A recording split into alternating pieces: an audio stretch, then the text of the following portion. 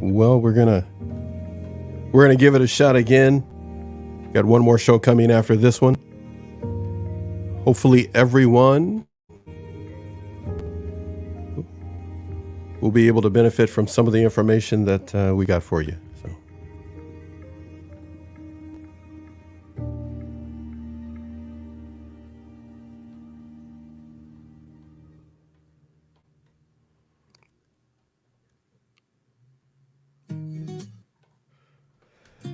All right, let's see here.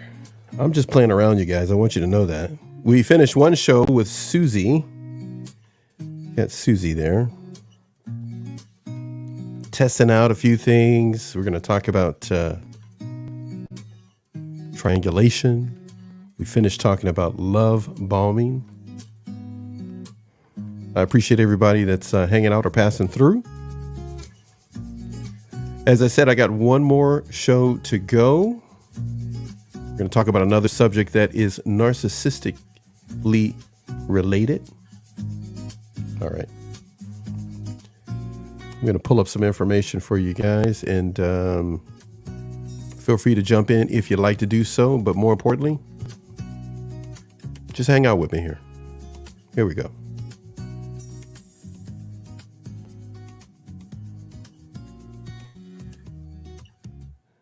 All right, let's see here.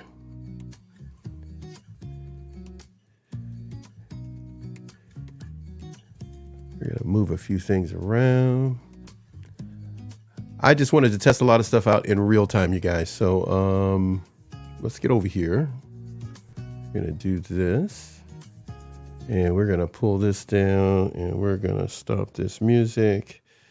I want this to be totally live, as you can tell. Not 1,000% planned. But the subjects are something that we're going to be talking about more on our channel here.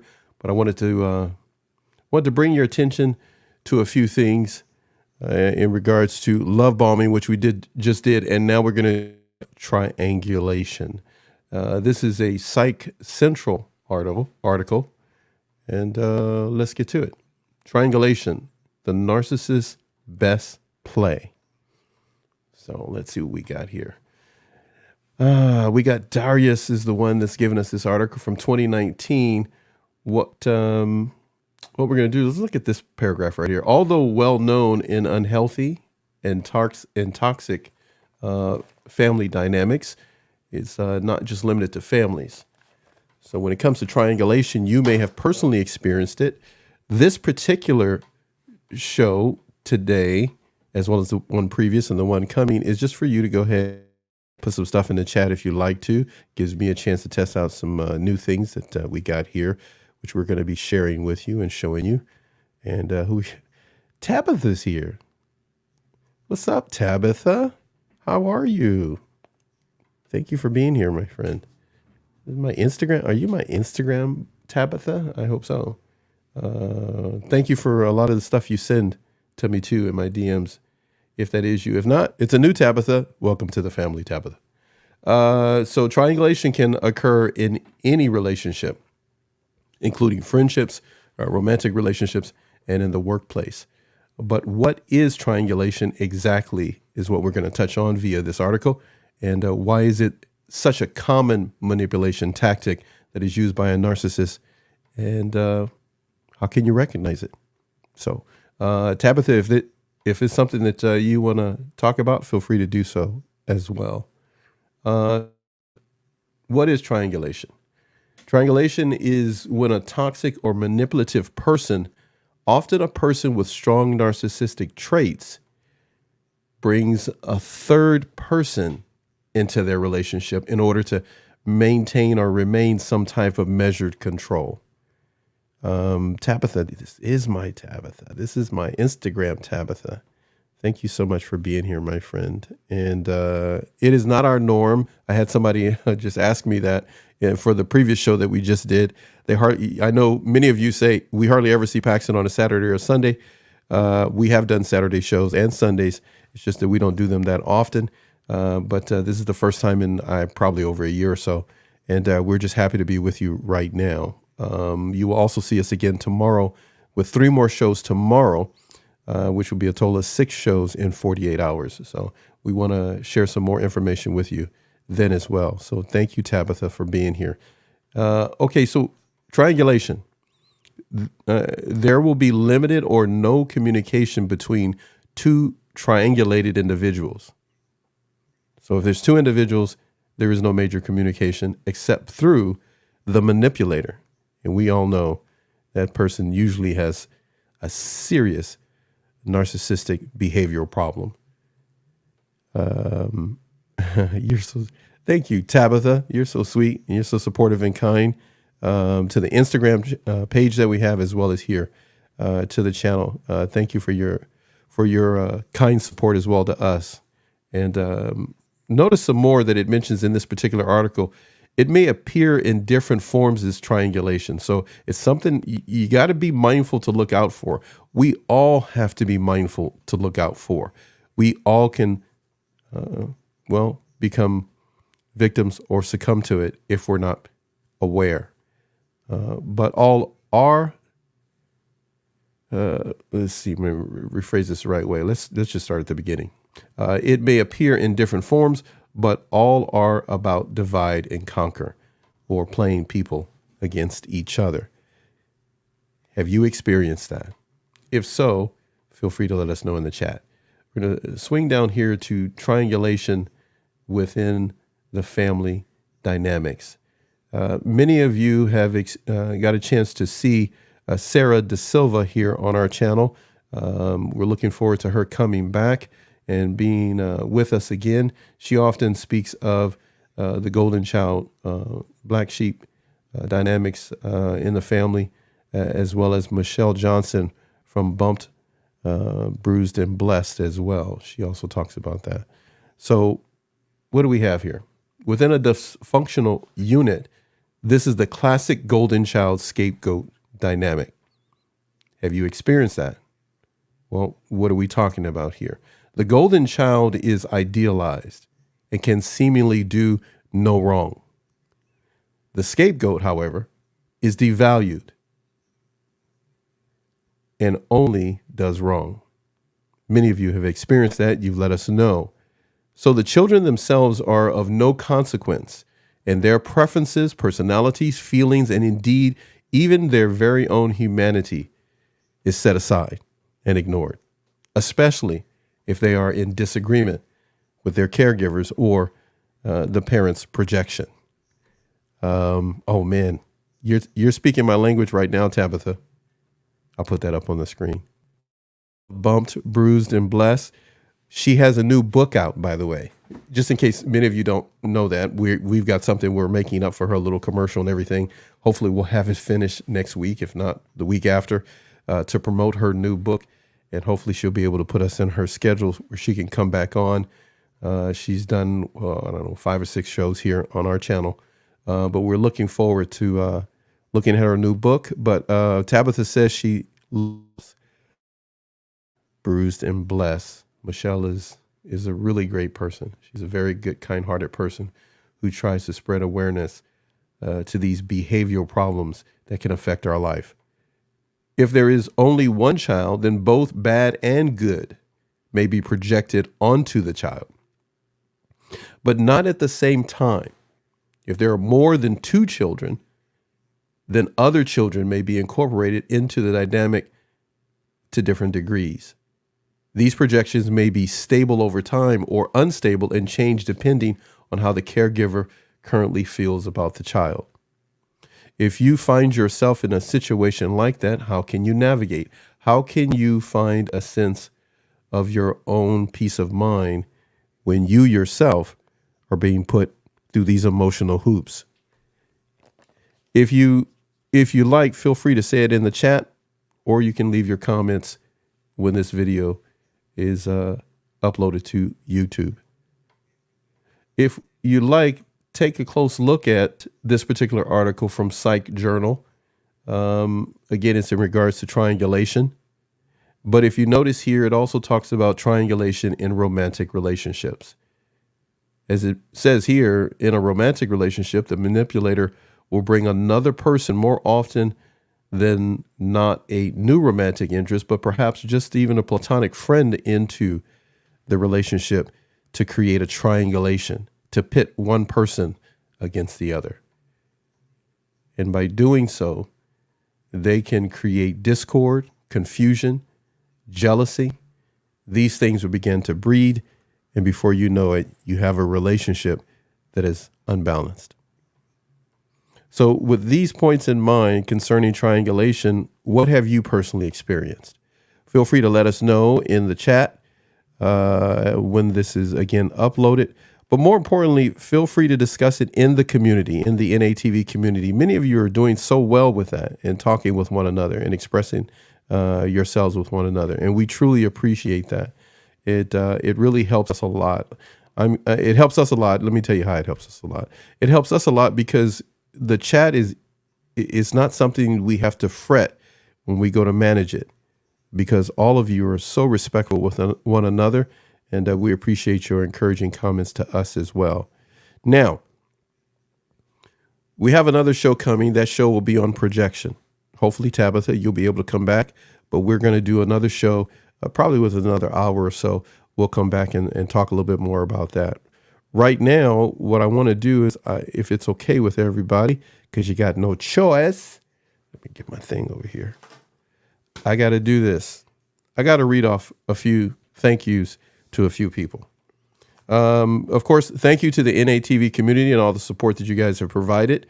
But I also want to say thank you to Tanya, Eric, Kevin, and Amanda. I'll repeat that one more time because I'm going to put another name in there, Tabitha. Tabitha, much love to you, and thank you so much for being here today. I truly appreciate it. And I'm going to send you another thank you, my friend, for being here on Instagram as well. Tanya, one of our members, Eric, a loyal subscriber, Kevin, and Amanda, all of you, thank you so much. To the host of NATV Network, to our shows, to someone who will be spearheading a lot of activity in the coming months, and that person is Susie Miller-Wendell. She will be directing a lot of different things that will be taking place here on our channel and taking the lead with that. I can't say enough about Crystal Nicole Black. She has been here with us. It has been a little over a year we've been on this channel. We've gotten a lot of support from a number of people. But Crystal, you have always been there for us, and we truly appreciate it. And you have done a great job of encouraging others. Then I got to give a shout out to Warren. Warren, Lieff, Warren Leaf. Appreciate you a great deal. Julie Murphy, Jared Murphy, and of course, Susie with a Z. You will see all of those individuals more often here on our channel. We truly appreciate you stopping by. Technically, this is a test run day, everybody. So you can come back for one more show. I'm going to be back on in about an hour. I'll put something together for you there. This particular show touched on the subject of triangulation. Much more that we could bring to you, but I'm going to wait till you get a chance to see the rest of our hosts. There are a number of them, and many more to come who are going to bring some information your way. So feel free to stick around with our channel. If you're just passing through or you're sitting at home and saying, I got nothing better to do, what is this guy doing? I'm pretty much giving thank yous to everybody, testing out some new equipment and some new stuff, and bringing some attention to, well, the narcissistic behavior of triangulation. So when it comes to triangulation, please keep this in mind. I'm going to scroll down here a little bit, and I'm going to read something to you. So hang in there. When it comes to triangulation, people who triangulate see people as objects, and that they are only meant to be some type of reflection or extension of themselves. That's how a narcissist can see it. Someone who has NPD or narcissistic behavior can see people as just objects when they triangulate. So when it comes to how are you going to navigate that, remember that you're just an object in their eyes, no matter who they're dealing with, and you're meant to serve them and to protect their ego. If that's a job that you want, then that's a job that you'll get. But if you seek to do something outside of that, then you're going to have to look to navigate and do something different. Actually, the previous show, Susie with a Z was mentioning that she eventually stopped reacting to what the narcissist was doing. That may prove to be something that you definitely need to build as a skill. Triangulation is a common tactic used by people with strong narcissistic tendencies and indeed other dark personality traits. It is easy to pull off. It costs little and it gets the job done. That's why the narcissist uses it. Our awareness when we're dealing with individuals like that at work or anywhere else can truly prove to be beneficial if we are aware. So by all means, stay on your toes. Healthy communication is about openness and authenticity. Open communication leads to resolving conflicts, not creating them. So that's a good telltale sign if you're dealing with someone. Are they open to resolving, or are they only looking to escalate and elevate conflict? Hey, I spent a little time with you. We've got a few things sent your way in regards to triangulation, but we got something else for you, and I'll be right back in about an hour or so. Okay? So everybody, feel free to check out. Let's see here. Do I have something here? Let's see what I got over here. Do I have something for you? How about if I grab this and I do that and I let's hit this one. Here we go. On the way out, people. I'll see you in a little bit. Listen to some tunes on the way out, okay? Make sure you hit the subscribe button. Man, I gotta start doing shows on Saturday more so I can actually get in the swing of it. Hit the subscribe button. Become a member for 99 cents. Become a member for $3.99. Do as you see. Whatever you do, keep coming back. Even if you're bored, even if you don't subscribe, just come back. You'll enjoy yourself.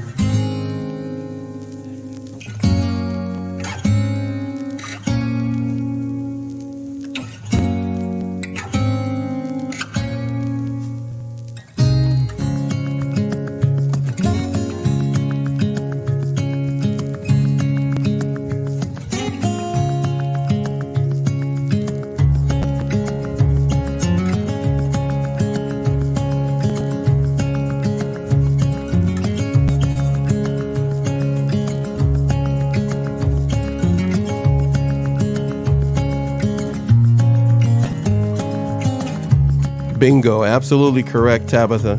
Spot on. Love that comment. The scapegoat is also the one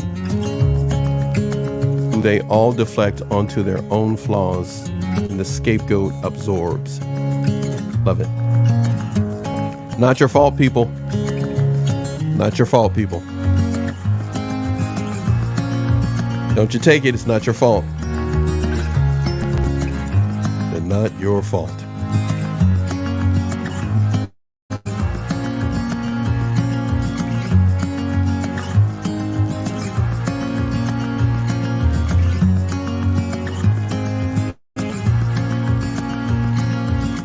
Thank you for stopping in, Tabitha. Much love for you. You've been with us for a while. Thank you so much for everything. Your support on Instagram, your support here. I'll be right back, people, in about an hour or so.